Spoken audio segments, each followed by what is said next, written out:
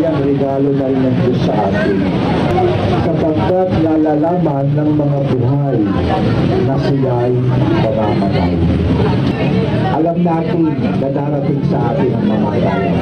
Ang hindi natin alam kung kailan.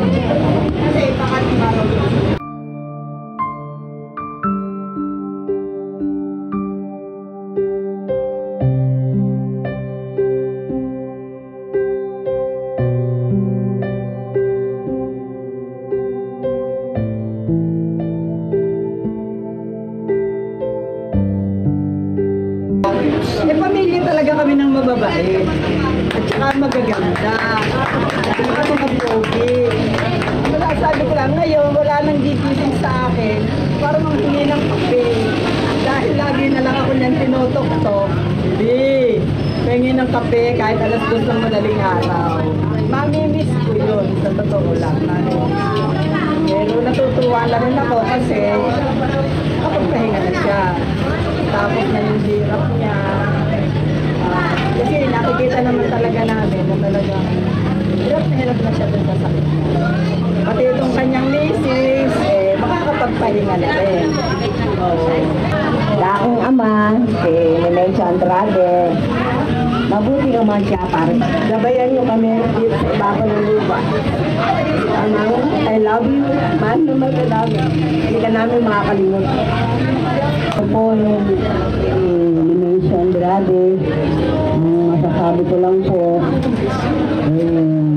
napakalungkot po sa amin. Ito po ay kinuha ng Lord. Kaya lang po, bilang isang mga anak niya, hindi siya magulang ko kasi po, hindi po kami nakapag-aaral, nakapagtapos ng pag-aaral namin. Hanggang sa kulang na po kami. Sinasabi ko lang po.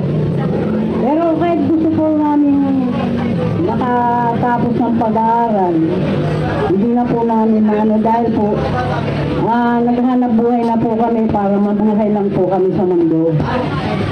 Ngayon, kahit na gano'n ang may pagkukulang ang aming magulang, mahal pa rin namin siya bilang magulang. Na kahit paano, hindi namin kinikurang ang pagmamahal namin sa kanya bilang mga anak. Kaya nung nagpunta siya sa amin, yung pagpunta-punta pala niya sa amin, siya pala po ay mawawala na kami, hinahanap niya na sa araw-araw, hinahanap niya na kami, pabalik-balik na sa amin. Kaya masasabi ko lang sa aking magulang na pinagdadasal ko na sana patawarin na siya ni Lord sa kanyang mga nagawa sa amin. Pero mahal na mahal namin siya. Yun lang po ang masasabi ko sa tatay ko.